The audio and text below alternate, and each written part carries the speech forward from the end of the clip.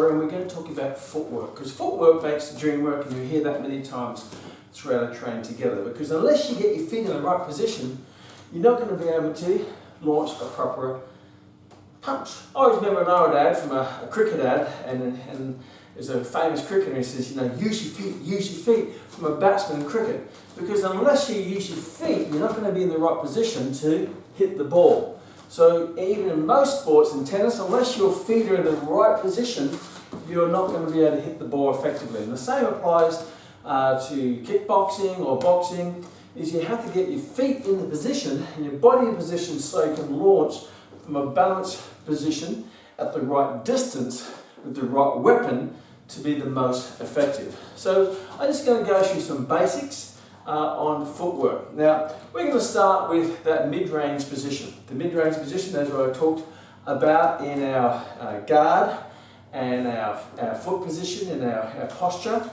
So our mid position is like so, as you know. So the first thing we're going to do is we're just going to do if I'm going to do a jab, for example, I'm a little bit out of someone's range. So if they're close or they just venture into my range, where I think, geez, if I just move a little bit, I'll be able to hit them, but I don't want to be fully committed.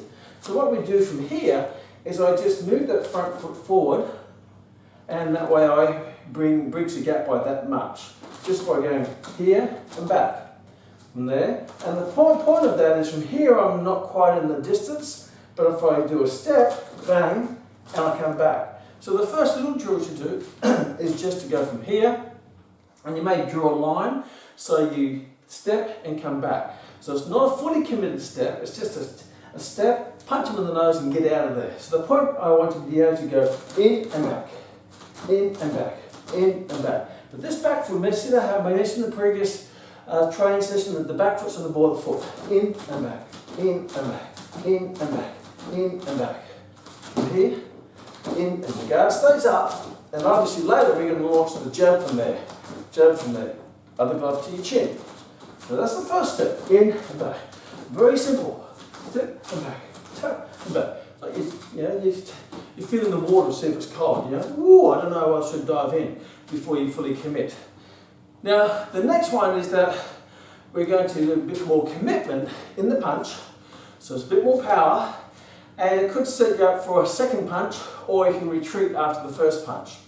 So what we do this time is, whichever way I'm going, that's the foot that moves first. So I'm going forward, the front foot moves, and then the back foot comes up. From there, hopla.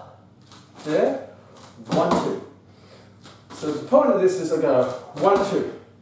I do the jab, and if I don't want to do anything else, or he gets out of the way, or I think I'm aware there might be a counter attack, then I come back. So I move the back foot first, 1, 2, and get out of range again. Remember the rule of boxing, don't get hit. Second rule is hit them. So footwork is put yourself in a position to hit them and not get counter hit at the same time. So from here, this step is simple, it's just go 1 and back. 1, and we're going to do these in our fitness drills, because we're going to take technical training and turn it into conditional training. 1, 2, so the whole point is we go 1, 2, jab, 1, 2, jab. See the back foot comes up. Because from there I'm in a position where I can launch the right or I can retreat.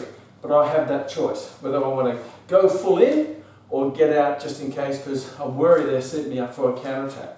So the next position here is that simple one, 1, 2, and back, 1, 2, and back. So it could be 1, 2, and back, could be 1, 2, and back. Or it could be 1, 2, and I keep going. So 1, 2, never try to overstretch. So if I want to punch and I do this, because I'm reaching, then I put myself in a susceptible, unbalanced position where what I call I compromise my frame. Because after that, I can't do anything. It's a poor position, I can't get out. So if I miss that, they'll counterattack me and they'll just, pick the target and they'll just hit me. That's why I bring that back foot up, 1, 2, because I'm still in a strong position with my feet. You basically want to keep your centre of line underneath you, right through here. You don't want to do this leaning stuff where you're actually off balance. So you counterbalance that by just bringing the back foot up. When I come back, I don't do this, right, because me, see I'm off balance. I do this, 1, 2. So I'm still the same distance, but I'm in a safe position where I can actually launch other attacks. Versus, Or if to get out of the way, yeah, the first technique may miss me, but the second and third is going to hit me because I don't know what to do. Versus here, bang bang, the first one misses, and I'm still in a strong position to counter-attack from there. So that's just moving forward and back. And if I want to go multiple forward, I might just go from there, 1, 2, 1, 2, 1, 2, 1, 2, 1, 2, and come back, 1, 2, 1, 2, 1, 2. And that could be led eventually overlaid with 1, 2, jab, 1, 2, jab, 1, 2, jab, 1, 2, jab, back, jab, come back, jab, come back. So as they attack you, you actually counter-attack them with the jab. At any stage, you can come in with the cross. So that's moving forward and back, or on the spot, forward and back. Now let's go sideways, and then we're going to add it all together. So now there's many ways to move sideways, depending on what range you're at. So we're going to talk about that mid-range to start with, where most of our training will be, because that's where most people feel most comfortable with. If you're a point fighter or an RLE type person who fights the distance, the footwork will vary. Right? But when you're in that range, this is what they do. So this is quite simple. If I'm going right, or my left, your right, I move the leg that's going that way first. So with this leg, so 1, 2. See, I keep that good frame and good format. If I go back this way, I move this leg, 1, 2. And I don't overdo it, I don't go 1, 2, now I'm unbalanced. Or I don't go 1, 2, now I'm poor balance. I want to always maintain good balance, that way I'm always in the position to throw a punch or counter attack, or to attack. So from here, it's 1, 2, 1, 2, 1, 2, keep your feet shoulder distance apart, body 45 degrees, guard up, 1, 2, 1, 2, 1, 2, 1, 2, and if you do it the other way, 1, 2, 1, 2, 1, 2, 1, 2, 1, 2, 1, 2, nice. So if you just practice that, and always just check your stance to start with to make sure you're not too wide, not too narrow, just right, nice and balanced so you can launch any technique off that launching pattern. That's what we're basically maintaining. We're going to maintain that platform of balance and good stability and nice positioning and a great frame to be able to throw powerful techniques no matter what. So that's going side to side. Now let's put those together in what I call a box drill. A box drill is quite simple. I start back here. So my first one is I go 1, 2, second this way, 1, 2, back, 1, 2, back. So I actually go in a box. And it's a good way to, and I do this repetitively in my training. I normally use this in my warm-ups to get me ready, get my feet ready. So I want to make sure my platform is ready to go before I start launching the missiles off the platform, which are my fists and my kicks. So from here, 1, 2, 3, 4, 5, 6, 7, 8. 1, 2, forward, side, back, back, back to side. Front, side, back, side. Front, side. See how my stance is always in that position, my hands are always up, da, da, da. So then what happens, da, da, da, da, da, da, da. And eventually, once you're comfortable with it, you can actually, da, da, da, da.